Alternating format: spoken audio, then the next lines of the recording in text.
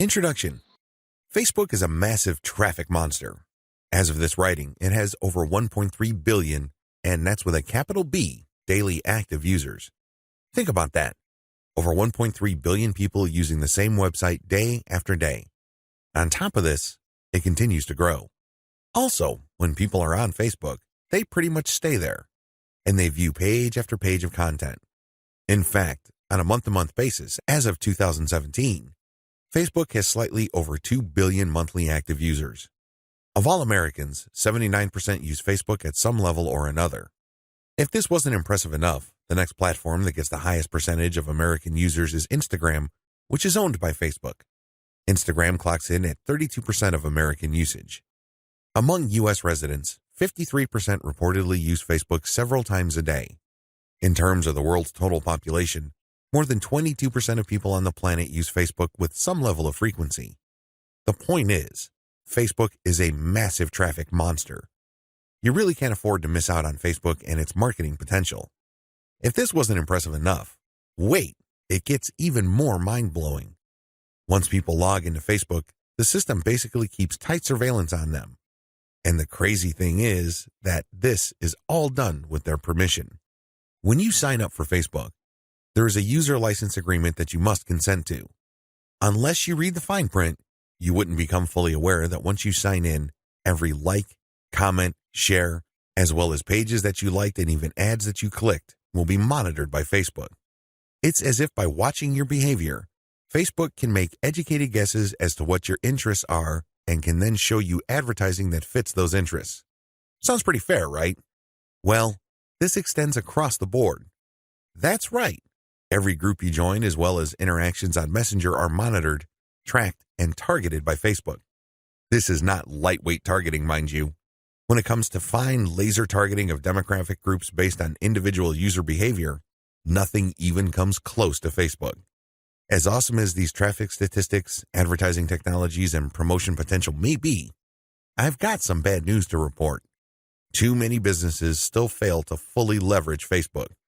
This training teaches you the best ways to promote on Facebook.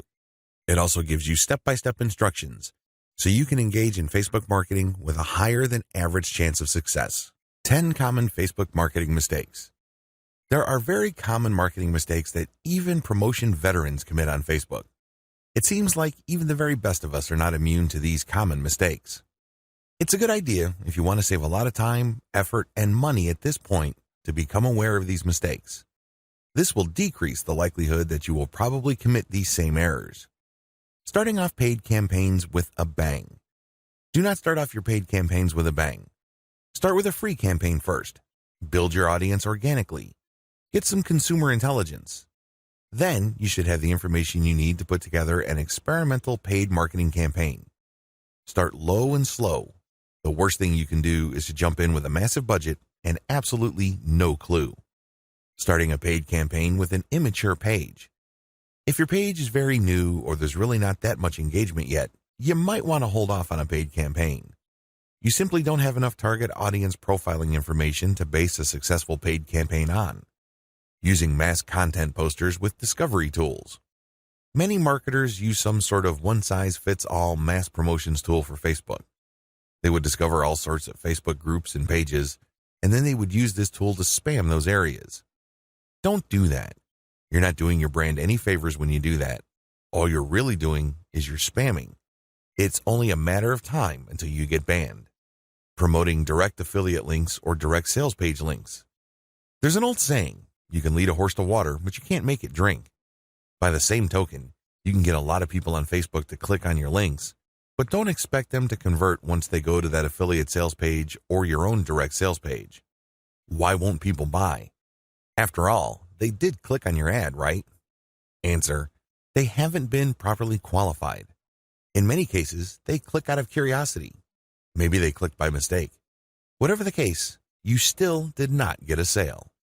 Posting direct links is not the way to go. You have to build confidence. You have to build trust first. Pulling random content and curating them based solely on keywords. You can't be lazy and just set Facebook publication tools up to just pull any and all content from Facebook that has something to do with your keywords and then just blast them out. You're just spamming when you do that.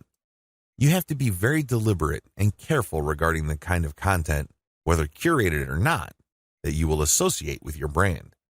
Rotating and republishing the same content over and over again. Have you ever gone to a Facebook page and it seems like all the content got reposted over and over again within the same day? The idea behind this practice is that the more Facebook audience members see the content, the more likely they will click through. It looks like you're just spamming your page fans over and over again. Don't be surprised if they unlike your page. Wholesale optimization of ads. Another common rookie mistake on Facebook involves paid ads. If you notice that one of your ads is simply not performing, it's very tempting to just come up with a brand new ad by completely replacing the ad with something that looks totally different. When you do this, you really don't know which part of the new ad is succeeding or failing. You're basically taking shots in the dark. If your ad's performance improves, you don't know what caused the improvement. You have to have some sort of strategy or method that will enable you to track where the improvement in your click-through and, ultimately, your conversion rates are coming from. Simply swapping out ads in total or in whole doesn't really give you the data that you need to make effective decisions. Copy and paste competitor ad strategy. Some marketers are so lazy that they would just look at their competitors and essentially just copy their ads. Of course, they're not going to copy word for word, but they still end up failing. How come? Well, your competitor spends a tremendous amount of money optimizing the ads that they're showing. Their ads work. However, you won't get a competitive advantage if you copy them wholesale. You can't just copy somebody's ad without knowing what you're doing. Indeed, only a certain portion of your competitors' ads truly deliver results. If you don't know what you're doing, you don't know what portion that is, so you're basically taking a wild stab at your ad's design. You may be saying the wrong things at the right time, or you're saying the right things to the wrong people. You end up failing. Quitting paid marketing too early. Many rookie Facebook marketers have a one-time, big-time mindset. They've heard of how awesome Facebook traffic is, so they put together some hard-earned, precious capital to run an ad campaign. If the campaign doesn't work out according to their expectations, they're too quick to pull the plug and quit FB ads altogether. Just because things aren't working out, it doesn't mean that you have to pull the plug on the whole thing. You can stop certain campaigns and start new ones and operate with the same budget. You can make modifications of your existing campaigns. Failing like a huge train wreck. Have you ever seen a slow-motion train wreck? It's quite sad because it's all too predictable, but you can't turn your head and look the other way. You want to know what's coming next. You know, at the back of your head, what exactly is going to happen, but it's so slow, so massive, that you just can't help but look. Your Facebook marketing campaign can proceed the same way. You know that the campaign is failing, but you can't quite put your finger on the cause. So you just go through the motions like a deer with its eyes caught in the headlights. Why not choose to learn how to fail quickly? Since you're not going to make 100% of your shots, learn to live with this fact and move on. Learn to fail quickly using a tiny budget. This way, you can run many different experiments. Even though the vast majority of them are failures, that's okay. You only spend a fairly small amount of money figuring out winning ads. Please understand the nature of the 10 mistakes above. Imagine yourself being in situations where these mistakes are likely to take place. Learn how to spot them well in advance. Prepare your plan B, should you find yourself committing these mistakes. How to optimize your Facebook ad campaigns. Follow the steps below so you don't overthink things and make bad decisions when optimizing your FB ads. Reverse engineer your competitors and come up with a standard model. If you have a personal account, find your competitors and like their pages. Before you know it, you'll start seeing ads either from your competitors themselves or from businesses that are very similar to your competitors. Pay close attention to these ads. Reverse engineer them to find the standard model for these ads. In other words, go through as many of these ads as possible and get a clear understanding of what kind of pictures, headlines, and text they use. Also, if they are mostly promoting posts, pay attention to that. Whatever the case may be, look at what they're doing and see common patterns. Focus on the most commonly used strategies because this gives you the industry standard model. Don't get sidetracked by ads that seem so different, so new or so innovative because if they are so different from the industry standard model, they're outliers. There's a high chance that those ads do not convert. Come up with your own version and test with a low budget. Test with a low budget. You don't want to burn through a tremendous amount of cash during the testing process. There will be a time and place for you to get crazy with the budget, but now is not the time. Create variations and test. Now that you have come up with your own version of the standard model, create variations of it and then run low-budget tests. Do not do this randomly. Do not do this based on your feelings or impulses. Instead, you have to follow certain rules on how to create variations. Otherwise, you wouldn't know which part of the ad accounts for its greater success. I've seen this happen many times. In fact, I've committed this mistake before. I would take an ad and test it. I would notice that it's not getting that many clicks, so I'd change half of the ad. Maybe I changed the picture and then the headline, or I would change the heading and the description. Whatever the case may be, I would change half of the ad, and sure enough, it would improve. But when I try to improve things again by changing the other half of the ad, it falls apart. You want to establish a way of effectively tracking which changes accounted for which improvement. By using this method, you can optimize parts that work to reach peak convertibility and then work on the other elements of the ad that could use some improvement. However, you have to do this in a systematic way. I've described this in the section below. Pick the winner and make further variations. Now that you have made variations of the original and you ran a test, there will be at least one winner. It gets the most clicks and conversions. Make variations of it and you run the test again. Keep testing until you find the ad that delivers the best return on investment. The end of this process is pretty straightforward. You keep making variations and you keep testing on the cheap until you find an ad that delivers the best ROI. In other words, it delivers the most conversions while costing very little money.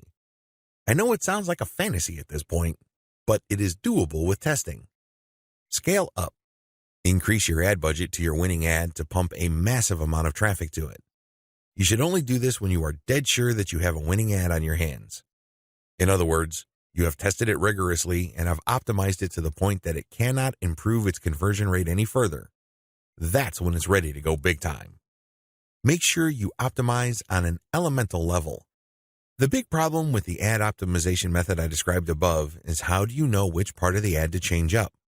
How do you know which part of the ad to optimize? Wholesale variations do not work. You can't just take an ad, see that it doesn't work, replace it with a completely different ad, see that it doesn't work, and then repeat that process. Even if you're spending very little money, it still burns a tremendous amount of time, effort, and opportunities. You need to have a better way to turbocharge your results. Vary on an element-by-element basis. I would take an ad, and I would restrict my optimization to a specific element of that ad. Every ad actually has many elements. There is the graphics, the heading, the description, the link.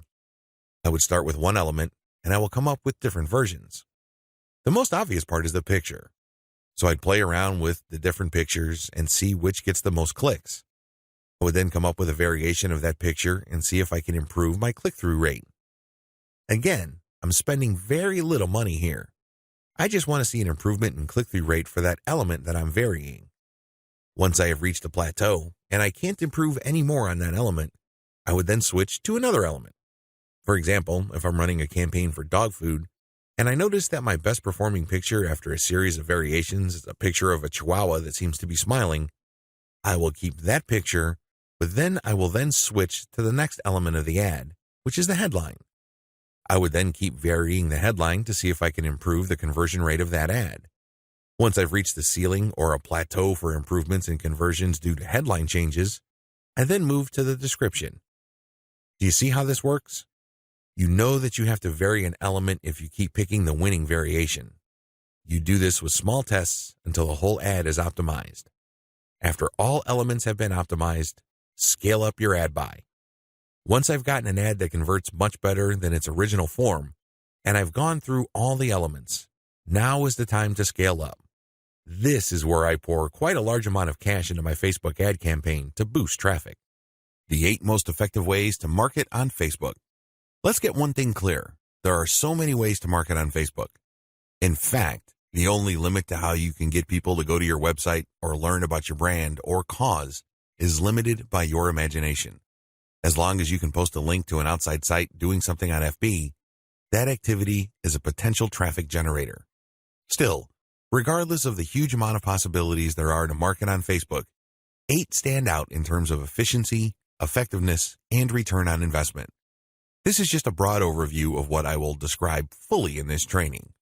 Facebook page marketing, Facebook group marketing, influencer page outreach, paid page boost campaigns, paid traffic campaign, paid lead generation campaign, Facebook pixel retargeting campaign, how to optimize your Facebook ad campaigns. This is a nice mix of both free and paid promotion methods on Facebook. Facebook page marketing. One of the most obvious ways to market on Facebook is to set up a fan page for your business, your brand, or your cause. Facebook actively promotes this feature of its website. What it doesn't tell you is the fact that Facebook has been actively modifying its algorithm to the point that you're going to have very popular content for you to reach most of the people who have expressed interest in whatever it is you're promoting. Put simply, not all the people who liked your page will get to see your updates. In fact, in most cases, only a small fraction of those people will get to see your updates.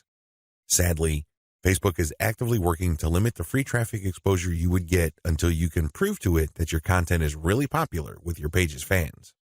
Here are the steps you should follow to market on Facebook. Step number 1, find your competitors on Facebook. The first thing that you need to do is to avoid reinventing the wheel. You need to avoid trying to figure things out on a completely hit or miss basis. Instead, reverse engineer your competitors. Let them do your homework for you. How? Well, find them on Facebook and learn from what they are doing. Step number 2, get the industry standard look and come up with your own take. Every niche has an industry standard in terms of social media profile, brand appearance, and content strategy. The sooner you understand this, the sooner you will be poised to achieve social media marketing success on Facebook. The longer it takes you to learn this, the longer you will struggle. Understand that your niche audience has become familiar with how certain brands or websites are positioned on social media. If they can't make heads or tails of your social media brand, they probably would not like your page. It may seem weird to them because it seems so far off from the industry standard. Your job at this step is to figure out the industry standard look, content strategy, and other elements, and come up with your own take. Step number 3, reverse engineer your competitors' content strategy and curate. Lots of business owners would post hot content on their social media accounts as well as their blogs. Sadly, 9 times out of 10 that content goes nowhere. People don't click on it, share it, comment, or otherwise engage. What these publishers are doing is basically gambling their content would resonate with their audience. Don't do that. Instead, pay attention to what your competitors are doing and look for patterns. If you notice that your competitors keep sharing content regarding the same type of theme or topic, they may be onto something. They wouldn't waste all this time, effort, and energy talking about the same stuff over and over unless, of course, it connects to their audience at some level or another and produced results. Now, to verify this, look at how many times that piece of content got shared or liked. That should give you some sort of objective proof that this content actually resonates with your target audience members. When you reverse engineer your competitors, you are essentially copying their strategy to reach the same eyeballs that you're trying to reach. This also applies to content curation, where you take content that is published by other people and you promote it on your social media platform. This creates a win-win situation because you're not ripping off this content. You are copying the content's link, including a short commentary, and allowing people to click on the link. This creates a win-win situation. The publishers of this content get traffic. You get to build credibility because you're sharing information that your target audience members would actually be interested in, and this leads to the possibility that they would like your page. Once you have built up enough page likes, you can then start sharing your own content, which leads to direct traffic to your website. Step number 4, pick the best performing or most popular type of content and scale up. Post content for a few weeks. Keep publishing, and then look at the content that gets the most engagement. Which shared materials get the most likes, the most shares, the most comments? At some point, you're going to ignore other types of content and focus on the ones that perform the best. For example, if you have a Facebook page on Chihuahuas and you notice that third-party articles on Chihuahua houses get a lot of shares, likes, and comments, you might want to eliminate most other types of content and focus on Chihuahua houses because those get the most love from your audience. Step number 5, come up with your own version. Come up with your own version of winning content. For example, you know that Chihuahua houses get a lot of love and are very popular on your page. Come up with your own articles about that topic. These articles, of course, drive traffic directly to your blog or your online store. These have to be at the same level of quality as your third-party content, or better. Pay attention to how your curated popular content talks about the topic and adopt the same style but deliver something better. Maybe you should offer longer information, more up-to-date information, or blog posts that have multimedia elements like videos and graphics. Whatever you need to do, come up with content that basically blows away all the other content that you feature on your page. Step number 6, promotions, photo tagging by your users. This is a free promotion technique. Tell your page fans that you're going to give them some sort of digital freebie. Maybe it's a graphic badge. Maybe you're going to mention their name on a post. Maybe you're going to give them a free ebook or some sort of free software. Whatever the case may be, tell the people who like your page to tag their friends on photos that you're going to post. Now, these photos, of course, must draw attention to your brand, your website, or your Facebook page. You're not just having them tag a photo. This photo has to say something. It should be promotional in nature. The more photo tags you get, the higher the chance that you will get a lot more page likes and also clicks to your website from Facebook. The best news? You don't have to offer money.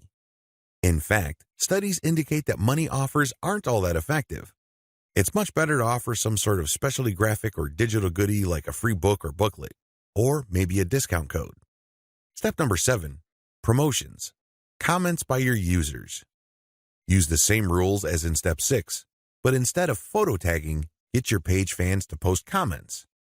It would also help tremendously if the comment includes the name of the people on the commenter's friends list.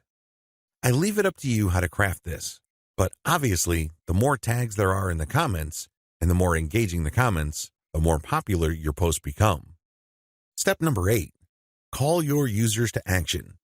If you have people who have already liked your page, post occasional reminders to them that they should invite their friends. This works because birds of a feather flock together. Seriously, the main reason why you are friends with people in the first place is because they share roughly the same set of interests as you. People who share basically the same pool of interest tend to attract each other. Take advantage of this fact by calling your page fans to action so they can invite their friends. Step number 9, use insights to promote your page. As much as possible, I would go through step 1 to step 8 and master all steps before I go ahead with step 9. With step 9, you're going to be shelling out money to promote your page. After a couple of months, you can use Facebook's very robust audience profiling system called Insights to promote your page. You will know the right demographic, and you will also know the right posts and content to promote. Step number 10, boost your most popular content. Use Facebook's lookalike audience system to find people who are not currently fans of your page. This feature in Facebook's ad system enables you to reach new audiences who share roughly the same interests as the people who have already demonstrated an interest in your page. You're basically using Facebook's very powerful interest targeting system in terms of demographics and interests to get new eyeballs to your page. This can lead to more likes, which can lead to more readers of your content. From that point, you can then run targeted ads. Facebook group marketing. One of the most powerful ways to market on Facebook is through its group feature. Considering what's been going on with Facebook's algorithm for its Facebook pages, it's a good idea to have your own Facebook group as a backup. Although Facebook has been cutting back on the organic traffic it sends Facebook pages, it's still worth it to have a page because you get audience insights from it. Another great benefit of having a page is the fact that you can copy and paste content from that page to Facebook groups. When people see your content in a group, they not only see the content, but they can also see a like button. When they click that like button, you get a new Facebook page fan. The key benefit of having a Facebook group lies in visibility. Facebook has made it clear that they are tweaking their Facebook page to reward actual engagement. Apparently, Facebook groups are not as suppressed as Facebook pages. In terms of visibility, you stand to reach more of your group members than with the page. The problem with Facebook groups. While the visibility for a lot of people is quite good for Facebook groups, it depends on activity. If the individual group member is not all that active in your group, maybe the person isn't liking or commenting, they're not going to get as many notifications on their Facebook update section than somebody who is active. This is a big drawback.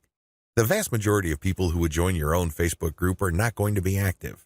They're just there to read information. They're just there to sit back and check out what you have to offer. Here's how you promote using your own FB group. Create your own groups after your pages mature. The first thing that you need to know is that you should put up your Facebook group only after your page is matured. You want to know who your audience is on Facebook. You're not going to know that until you have a page up. Pay attention to the audience insights. The data set that you would get from that analytics portion of your Facebook management dashboard will let you know who to target. Once you have enough users, and this depends on your niche, you should then put up your group. Your group must be as identical as possible to your page. If you have a logo, put the same logo there. If you have some sort of motto, put the same motto or slogan there. The key here is to use your Facebook group as an extension of the brand that you're creating with your Facebook fan page. Give your group members a reason for coming back. This, of course, means original content or freshly curated content that you don't show on your Facebook fan page. You have to give people a reason for following you on as many different places on Facebook as possible. This, of course, boils down to premium content. Market to other groups. This is the most important part of Facebook group marketing, because if you were to just build your own group as a supplemental source of traffic for your page, you're probably not going to grow all that much. You have to go to other groups which have already done a good job attracting the eyeballs that you want to attract. There has to be a tight fit between these groups and your niche. Go to those places and become a credible poster. This means that you should refrain from just dumping the same content that you have on your page to these groups. Invest time in them to become a local expert or a credible authority. It doesn't take much. If you're the first person to always comment and your comments are always insightful or bring new information to the table, people sit up and pay attention. People can see that you are an asset to the community, and they are more likely to give you the benefit of the doubt when you share content that obviously comes from your page. Once you have established credibility, share your own page content. As I've mentioned above, these posts not only have content and your brand, but also a like button. This is a great way of getting page fans. Always engage. When people comment on what you post, reply. They might be haters, they might be critics, but it doesn't matter, reply anyway. This conditions the mind of your readers that you are approachable, accessible, and you actually want to help people out. If you just drop a link and take off immediately, you're a spammer. You're not a community member. You're obviously not somebody who's there to add to people's knowledge and bring value to their lives. My most important tip: after sharing high-quality third-party content that you do not share on your page in groups, pay close attention to your page's audience insight. Find your most popular piece of content.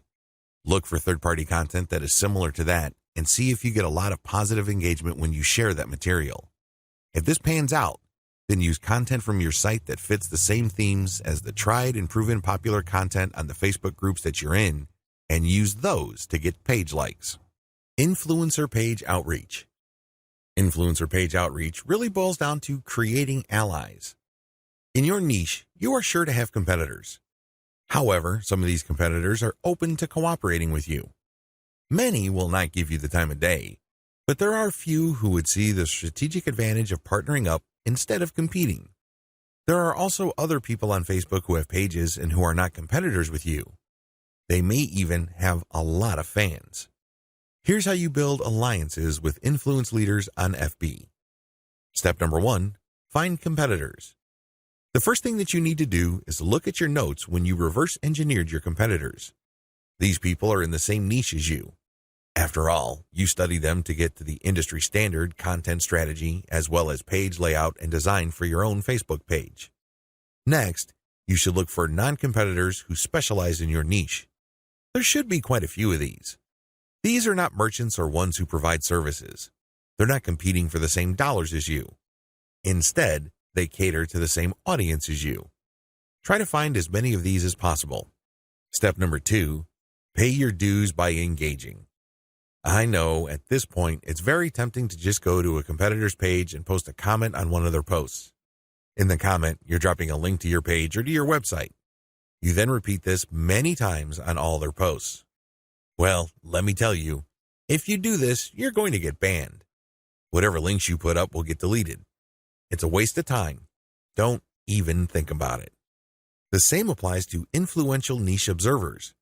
These are non-competitors, but you shouldn't spam them either. Instead, you should pay your dues by engaging. How do you do this? First, you need to share high-quality content. It doesn't matter who wrote the content. It doesn't matter where that content goes to or links to. What's important is that it provides maximum value to anybody reading that content. It has to be on point.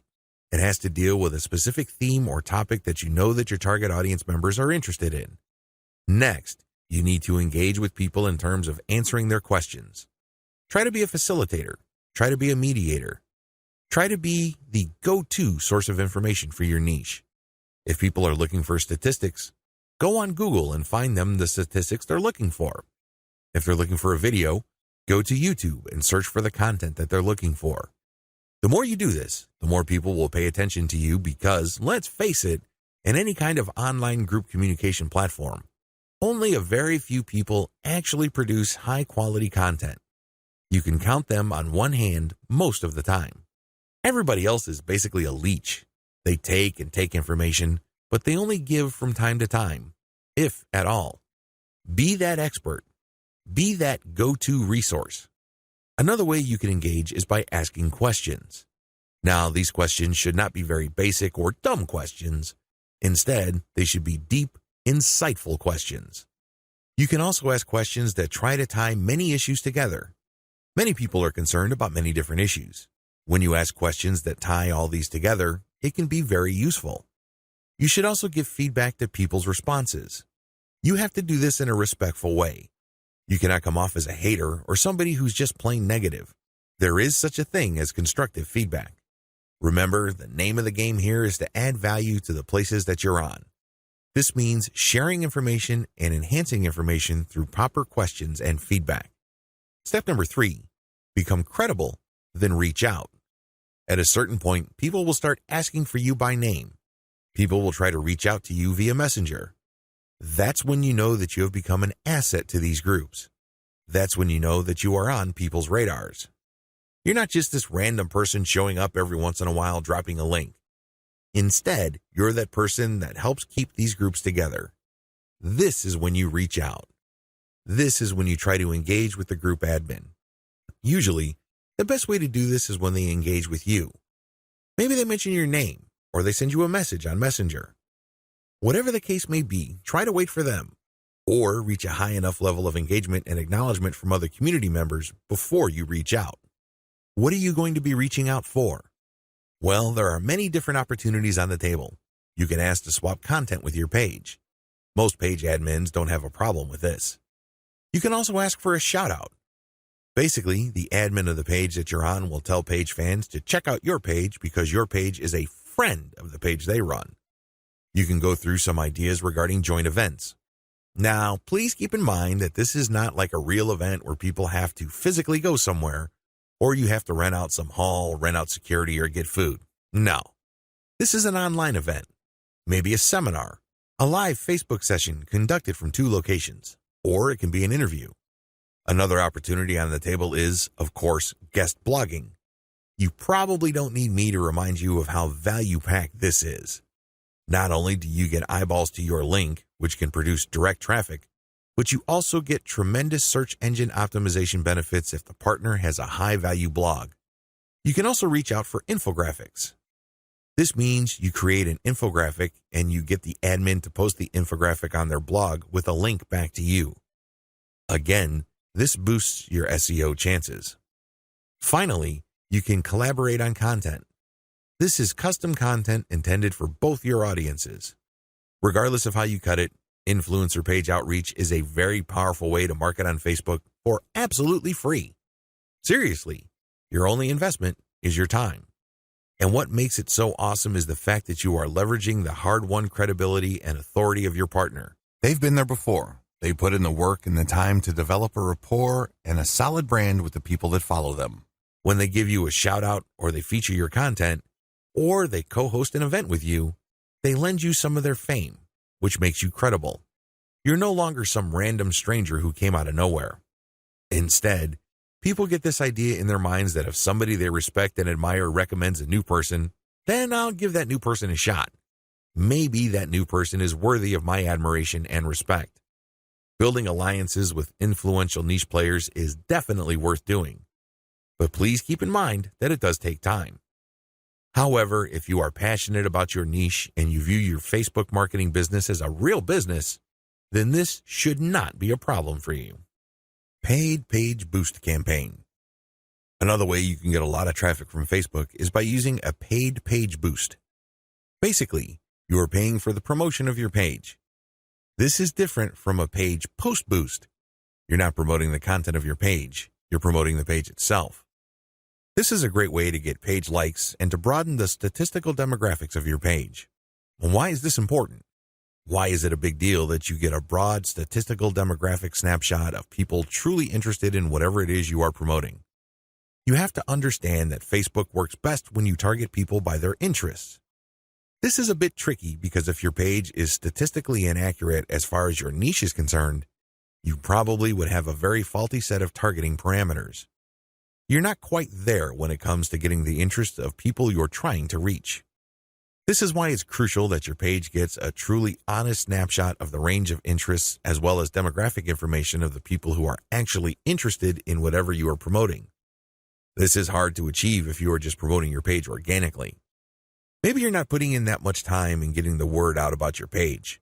Perhaps you are just sharing the word on several groups that may not line up, demographically speaking, with your niche. Whatever the case may be, there might be a blind spot there. This is why I suggest that at least at a minimal level, engage in some sort of paid page boost campaign. Make sure your page is mature enough before you launch a paid page boost campaign. Make sure that your page has been around for a long enough time for it to build up enough user insight as well as engagement levels for you to accurately target the demographic you should begin with. This is important. If you're able to pull this off, then your demographics will help you run more successful campaigns involving your content or your direct traffic campaigns. These are campaigns that direct traffic from Facebook directly to your target website. You're going to do that primarily using a lookalike audience campaign. Make sure you're ready for a sponsored page ad buy. When you're buying a sponsored page ad campaign, make sure your page looks good. Make sure you're sending the right signals both in terms of graphics and text. You don't want to waste your money, so make sure that at least everything looks like it's ready to go. There has to be enough solid content on your page. This increases the likelihood that you will get a decent amount of page likes.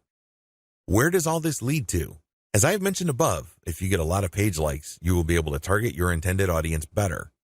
In addition to that, you may be able to increase your reach because the more people that like your page, the bigger your base visibility becomes.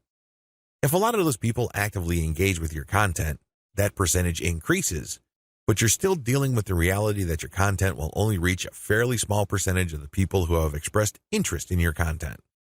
When you increase the total amount of likes you get, you still have that same small percentage, but the raw numbers are bigger. Believe me, 10% of 100 is definitely going to be smaller than 10% of 100,000. Which position would you rather be in? This is why it's always a good idea to build up your page likes. Hand in hand with this is the fact that you can profile your users better, as I've mentioned above. This higher level of profiling paired with better content management and targeting on your part can lead to more content visibility. How come? Well, your reach can increase because of higher engagement levels.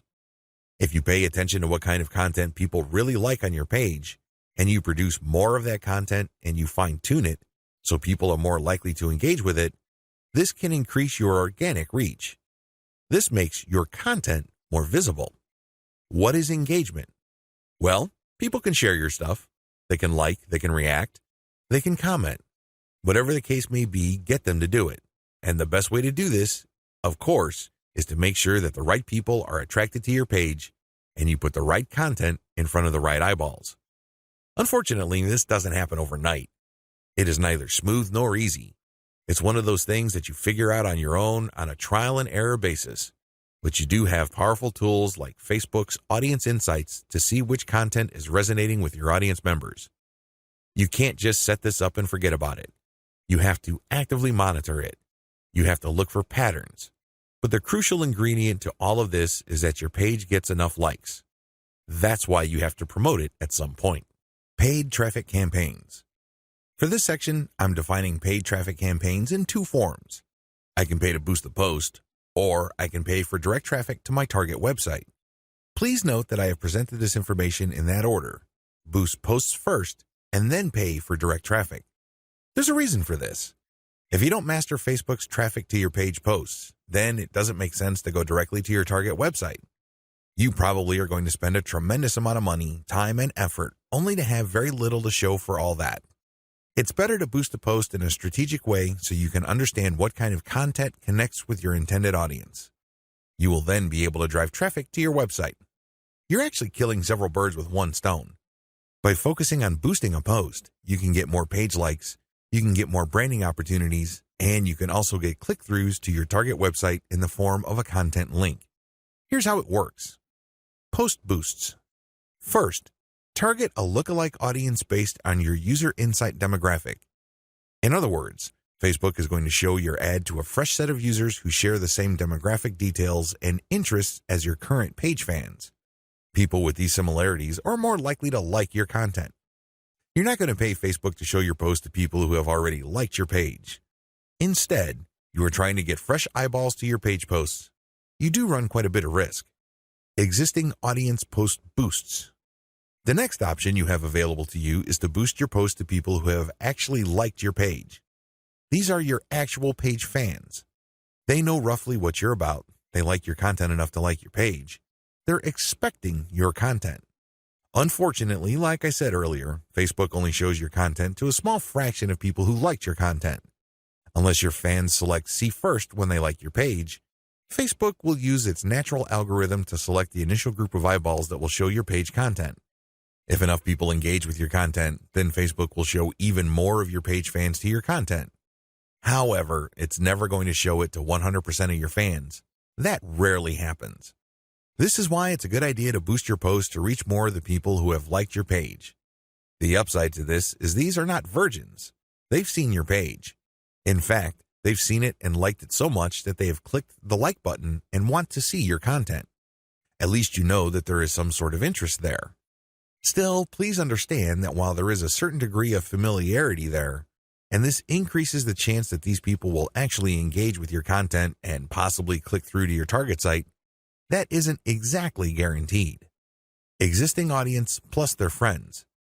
As the old saying goes, birds of a feather flock together. Friends usually have shared interests. In fact, if you think about it hard enough, that's the main reason we became friends in the first place. We have certain interests in common. We have certain things to talk about, and that's why we're friends. Makes a lot of sense, right? Well, you can apply that to Facebook marketing as well, because this can produce a tremendous amount of marketing opportunities. Since your page fans also have friends on Facebook, you can buy a post boost that shows your ad not only to your fans, but to their friends as well. This is my favorite when it comes to post boosts because it is a cheap way of getting clicks to your target site. You reach a much wider audience. Please understand that if your page has a fairly small number of likes, even if you boost post after post, you only have a small base to work with. Now, if you expand that base by including your existing audience plus their friends, you have a lot more people to work with. You are operating with some level of confidence because you know that friends usually have shared interests. This translates to possibly cheap clicks to your target site. The best way to do this is to post a link directly to your content or to your promotional page on your website with some content. This way, when someone clicks through, they go straight to your website. They can read your commentary and some preview text, but the text should call them to action. This is the cleanest way to get direct traffic cheaply using post boosts targeting your existing audience and their friends. Direct traffic to your target site. The next option is to promote a target URL directly. It doesn't show a post from your page. It just goes directly to your target website paired with a picture. This is the direct traffic option on Facebook. To become successful with this, you have to use the lookalike audience based on your engaged users' insight data.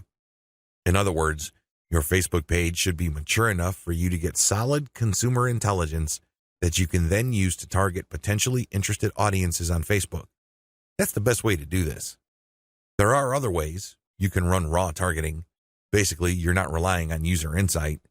Instead, you're just looking for an age range and a geographic location. You're also using gender. In certain situations, this may pay off.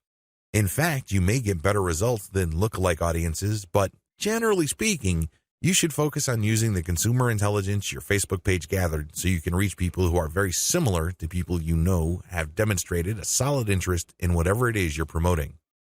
Best practices. Use them to boost your results. First, run small tests. This enables you to fail quickly. People who really know their way around Facebook run campaign after campaign after campaign until they're able to connect the dots and come up with a campaign that actually works. This is why you need to run small, cheap tests so you can easily see which campaigns are working out and which ones have failed. Next, make sure your budget is low. Usually, when I run a $1 campaign, that is good enough for me. $1 a day for 7 days a week, that is good enough for me to see if an ad has potential. So, I would run several ads. We're talking about $70 for 10 ads running at the same time. Third, focus on what works. Let me tell you, when you run many small tests, the winners stand out. Either they get clicks or not. That's the bottom line. However, at this stage, you're not just looking for clicks. You're not just looking for an ad campaign that gets a lot of attention. Instead, you're also going to look for an ad campaign that actually delivers conversions. You're going to have to set up your Facebook pixel to your target website so you can track whether traffic from Facebook went all the way through. I'm not just talking about traffic produced when people click on your link and they go to a content page and they leave. That's worthless. That's not going to help you. That traffic has to go to the content page, go to the sales page, and eventually make it to the shopping cart. That's when you know your campaign actually has traction. Focus on what works. Focus on what gets a high click-through rate paired with a conversion rate. However, to get there, you're going to have to burn through many ads. This is not going to jump out at you. It's not going to be obvious. It's not going to be easy. Once you have identified that ad and you've fine-tuned it, then scale it up. That's how this works. Basically, you focus on what works and then pour real money into it. Paid lead generation campaigns. Did you know that on Facebook you can collect email? That's right, you can collect leads. It's pretty straightforward. You can run ad campaigns with a lead collection button. It can be find out more, sign up, or other language. Regardless, if you're running this type of campaign, it must be highly targeted. It's really important that your targeting is spot on. I put this part of Facebook ad marketing at this point in the list of marketing methods because this takes quite a bit of work. You should be quite familiar with Facebook before you even try this. You should know your way around Facebook's ad system before you engage in paid lead generation because it can get quite expensive. If your ad doesn't get many clicks or it's super finely targeted, you don't really have that many people to work with, and this can drive up your costs. You have to know how to optimize your ad campaigns on Facebook for this to make sense. You can optimize on many levels. There are 3 levels you can optimize. Level 1, you can tweak the freebie you're giving away. This is the free stuff that you're giving away, so people are motivated to enter their email address into your form. Maybe you're giving away free membership access.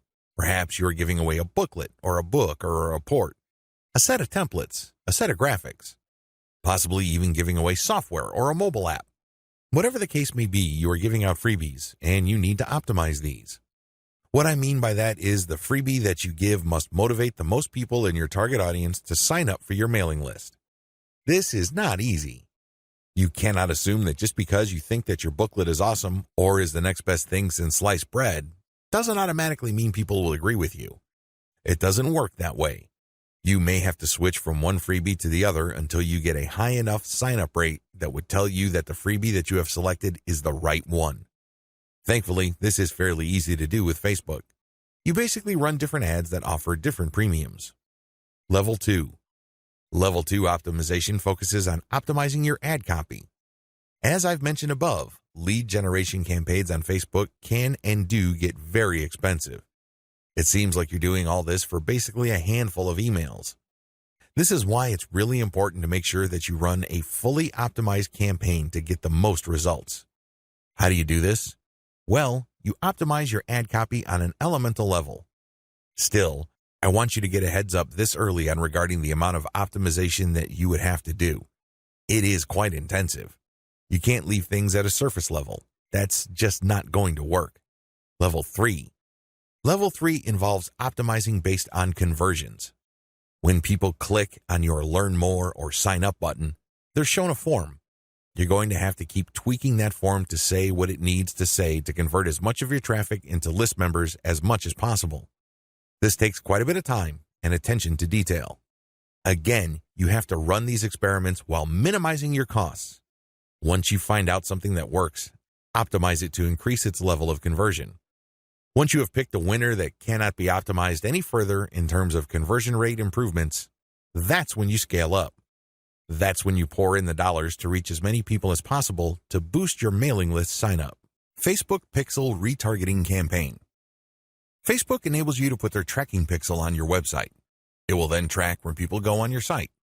If people end up at your shopping cart, for example, you can then run an ad reminding people about your site or reminding people about the products that they almost bought. They see these ads on Facebook. Whatever the case may be, Facebook Pixel Retargeting gives you another bite at the apple. One of the biggest problems with e-commerce is that prospective buyers abandon their shopping carts. A large chunk of these buyers simply decide at the last minute or at some point in the buying process to dump their shopping cart. They don't follow through. This is where the retargeting campaign begins. It's basically a way of reminding people who have already expressed an interest in whatever it is you're offering to come back. If anything, you recycle traffic that you have gotten from Facebook. Another benefit of this technology is that it pulls traffic from Facebook that you did not get from it originally. For example, if you did an independent marketing campaign completely free of Facebook, but you put a Facebook retargeting pixel on your page, when people from that independent campaign, maybe it's a forum promotion or search engine optimization or another social media platform or whatever source, go back to Facebook to check their accounts, your ad will show up. Sounds awesome, right? These are all possible through a Facebook Pixel retargeting campaign. There are 2 steps to it, and it's pretty straightforward. Install Facebook Pixel on your website. The first thing that you need to do is to install the Facebook tracking pixel on your site. To do this, you just go to Facebook's business section and look for their pixels instructions. It's pretty straightforward. Even if you're using WordPress as your content management system, installing Facebook Pixel is a breeze. Next, you need to make sure that you drive traffic to your site. This means that you have to let traffic flow to your site for quite some time before you launch a retargeting campaign. It's not a good idea to launch a campaign as quickly as possible. You have to have enough targeting pixels installed in people's browsers for this to make sense. Otherwise, there are just not enough people to work with. Now, keep in mind that if you are in a niche that has generally low traffic levels, then you would have to conduct your campaign even though the overall traffic flow to your website is fairly low. Run ads on Facebook for retargeting. The ads that you're going to run for Facebook Pixel retargeting are going to be a bit different from the normal boosted posts or picture links that you run on Facebook. Instead, these are going to try to achieve 2 things. You can remind people about what they did. Maybe they wanted to buy something, but they changed their mind at the last minute. Perhaps they were reading some sort of conversion article and were about to enter their email address, but they didn't. Whatever the case may be, you're reminding them to come back to what they were doing before. The other thing that you can do with your Facebook Pixel retargeting campaign is to pull people deeper into your website. Usually, a website is composed of 2 parts. The first layer is the content layer, meaning you're trying to get people to know about the problem, like your particular solution, and eventually trust the solution enough so they can buy. The other part, of course, is pretty straightforward. It's all about buying. But there's a complication. A lot of people would go through the content layers, but they never make it through to the actual buying part. They never make it to your conversion page. This is where retargeting ads that pull people deeper into your website makes a lot of sense. For whatever reason, somebody reading an article on your site decides to close the window and get out of your site. You can run ads that tell them about content, but another piece of content that is related to what they were reading before. This pushes them further down the conversion funnel. Alternatively, you can run an ad that promotes your conversion page. Basically, what you're saying to the prospect is you've figured out what my website is about, and you have a clear understanding of what I have to offer. Maximizing your results from Facebook Pixel retargeting. I suggest that if you want to maximize the results you get from retargeting, promote your squeeze page. That's right. Promote the page that recruits people to your mailing list. Usually there's some sort of freebie. There's usually some sort of book or booklet that you're giving away so people can enter their email address. Whatever the case may be, push the squeeze page. Don't dump them to your sales page unless, as I have mentioned above, they actually reached your shopping cart or conversion page and changed their minds at the last minute. That's pretty much the only situation where you should retarget showing an ad that goes directly to the conversion page. Other than that, convert them to sign up for your mailing list. It's your mailing list with its many chances at gaining attention, building trust, and gaining credibility, which will actually do the heavy lifting as far as converting that prospect into an actual sale.